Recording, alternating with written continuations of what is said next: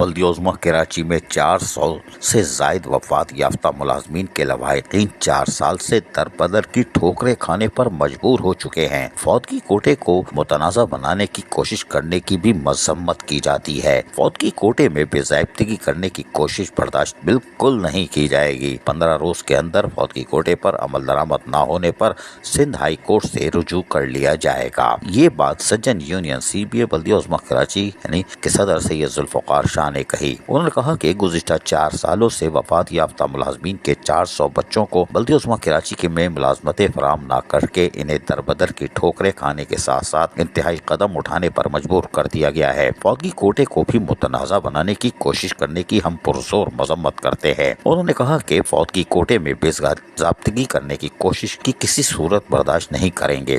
انہوں نے کہا کہ اگر 15 روز کے اندر فوتگی کوٹے پر عمل درآمد نہ کیا گیا تو پھر بلدیہ عظمیٰ کراچی ہیڈ آفس کے سامنے ملازمتوں سے محروم یتیم بچوں اور بیواؤں کا احتجاجی کیمپ لگا دیا جائے گا اور باقاعدہ دھرنا دیں گے، جبکہ یونین سندھ ہائی کورٹ سے رجوع کرنے پر مجبور ہو جائے گی، جس کے لیے وکلاء سے مشاورت کا عمل شروع کر دیا گیا ہے۔ انہوں نے کہا کہ ایک جانب تو فوتگی کوٹے پر تنخواہوں سے محروم لواحقین کو ملازمتیں فراہم نہیں کی گئیں اور دوسری جانب تاحال ان کے اپنے مرحومین کے پینشنری واجبات بھی ادا نہیں کیے گئے، جس سے ان 400 خاندانوں میں اکثر گھروں میں فاقہ کشی کی نوبت آ چکی ہے اور آ نہیں چکی ہے بلکہ تباہی کے دہانے پر پہنچ چکی ہے۔ انہوں نے chief secretary Sindh, secretary local government administrator بلدیہ عظمیٰ کراچی، میٹروپولیٹن کمشنر KMC کے 400 فوتگی کوٹے کے کیسز پر بھرتی کا مطالبہ کر دیا۔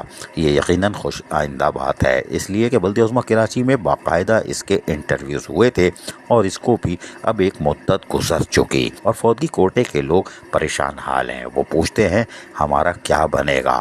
بلدیہ عظمیٰ کراچی میں جو مر گئے یا ریٹائر ملازمین ہیں ان کا تو مقبرہ بھی نہیں بن رہا، لیکن ان کا کیا بنے گا یہ ہمیں نہیں معلوم، لیکن مستقبل اچھا دکھائی دے رہا ہے۔ عزیز عارف، KBS بلدیاتی نیوز کراچی۔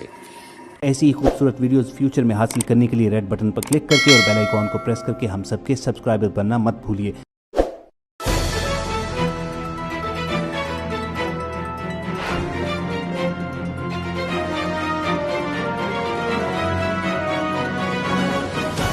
KBS بلدیاتی نیوز۔